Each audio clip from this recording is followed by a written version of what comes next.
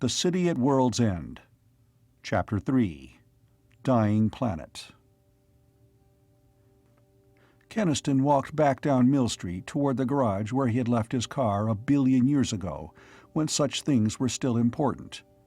He knew that they kept a jeep there for road service, and he knew also that they would not have any need for it now because there were no longer any roads. He wished he had a topcoat. At the rate the air was chilling off, it would be below zero by nightfall. Quite literally, he began to feel as though he were walking in a nightmare. Above him was an alien sky, and the red light of it lay strangely on the familiar walls of brick. But the walls themselves were not altered. That, he decided, was the really shocking thing, the drab everyday appearance of the town. When time and space gape open for the first time in history, and you go through into the end of the world, you expect everything to be different. Middletown did not look different, except for that eerie light. There were a lot of people on Mill Street, but then there always were a good many. It was the street of dingy factories and small plants that connected Middletown with the shabby South Side, and there were always buses, cars, pedestrians on it. Perhaps the bumbling traffic was a bit more disorganized than usual, and the groups of pedestrians tended to clot together and chatter more excitedly, but that was all. Keniston knew a number of these people by now, but he did not stop to talk to them. He was somehow unwilling to meet their eyes. He felt guilty to know the truth where they did not. What if he should tell them? What would they do? It was a terrible temptation to rid himself of his secret. His tongue ached to cry it out.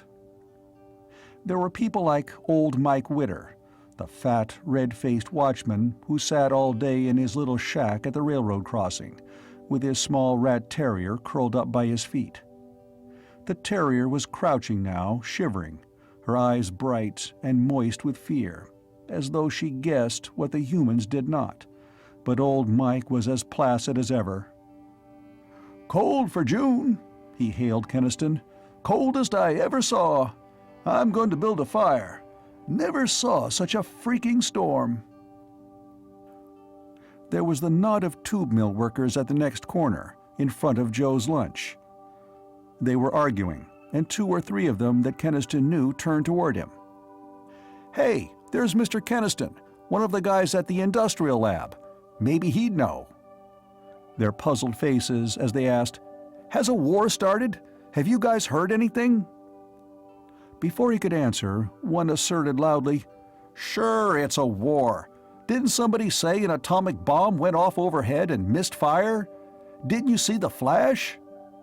"Hell, that was only a big lightning flash." "Are you nuts? It nearly blinded me." Keniston evaded them. "Sorry, boys, I don't know much more than you. There'll be some announcement soon." As he went on, a bewildered voice inquired, "But if a war started, who's the enemy?"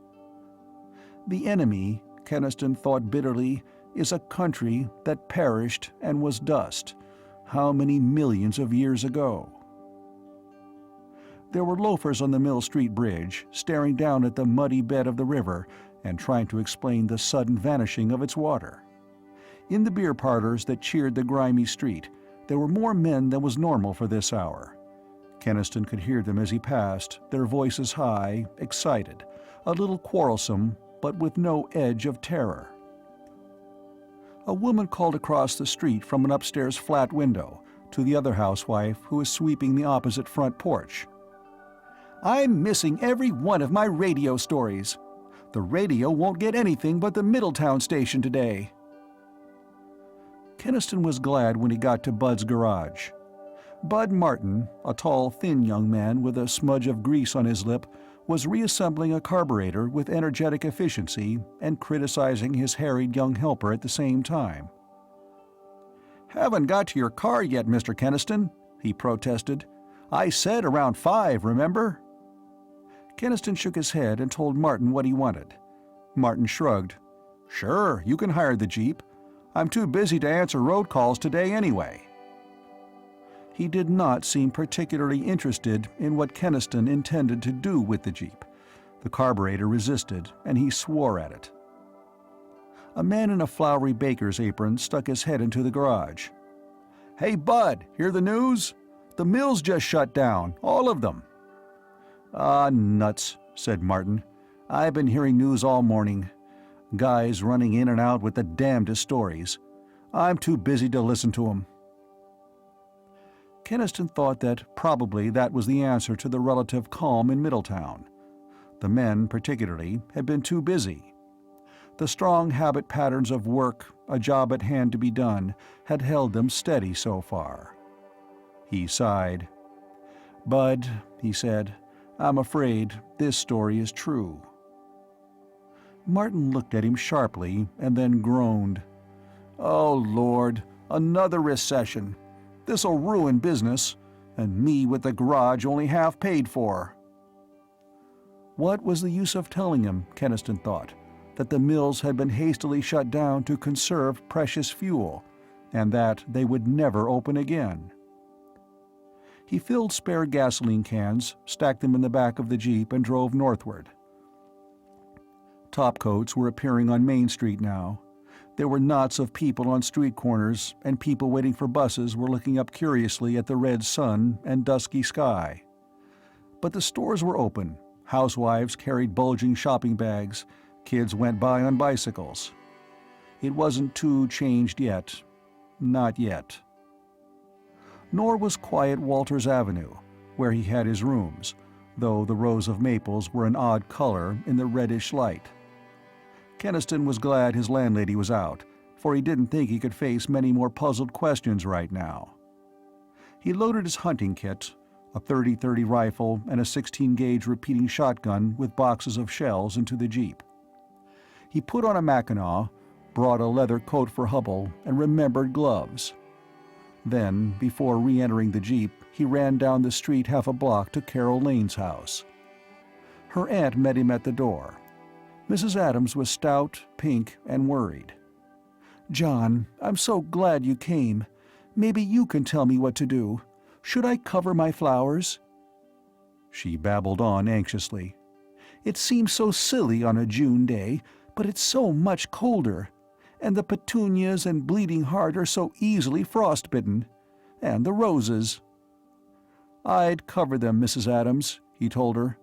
"The prediction is that it will be even colder." She threw up her hands. "The weather these days! It never used to be like this." And she hurried away to secure covering for the flowers that had but hours to live. It hit Keniston with another of those sickening little shocks of realization. No more roses on Earth after today. No more roses ever again. "Ken, did you find out what happened?" It was Carol's voice behind him, and he knew, even before he turned to face her, that he could not evade with her as he had with the others. She didn't know about science, and such things as time warps and shattered continuums had never entered her head.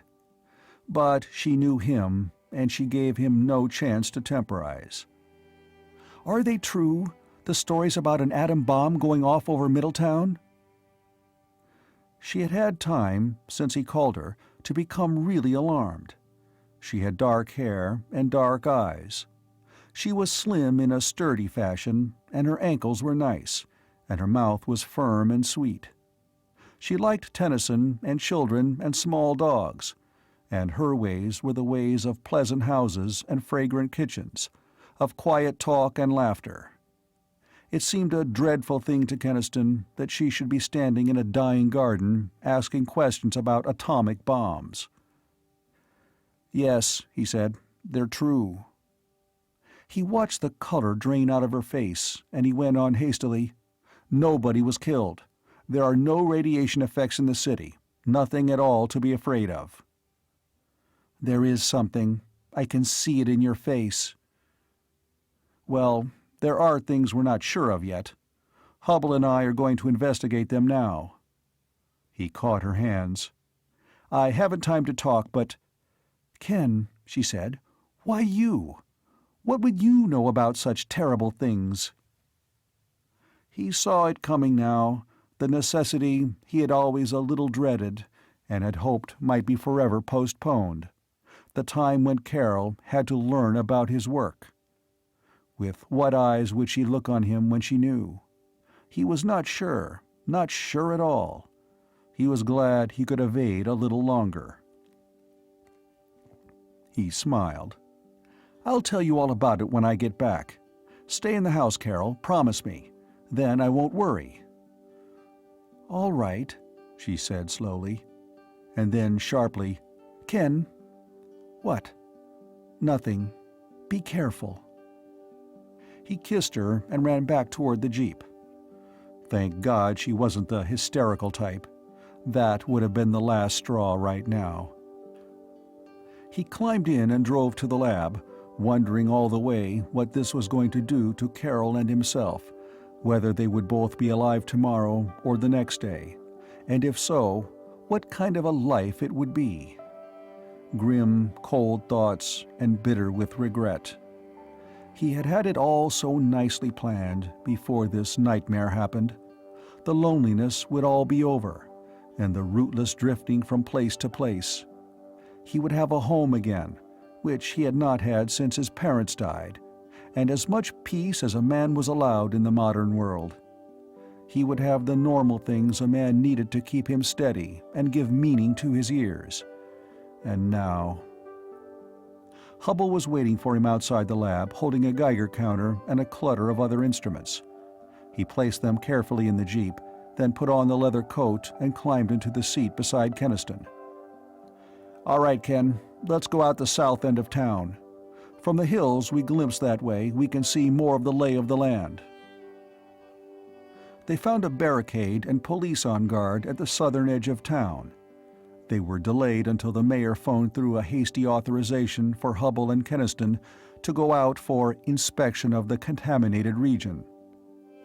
The jeep rolled down a concrete road between green little suburban farms for less than a mile. Then the road and the green farmland suddenly ended.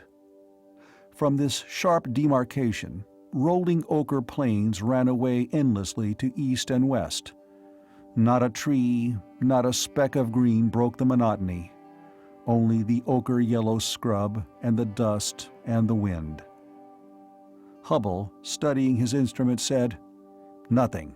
Not a thing. Keep going." Ahead of them, the low hills rose gaunt and naked, and above was the vast bowl of the sky. A cold darkness clamped down upon the horizons.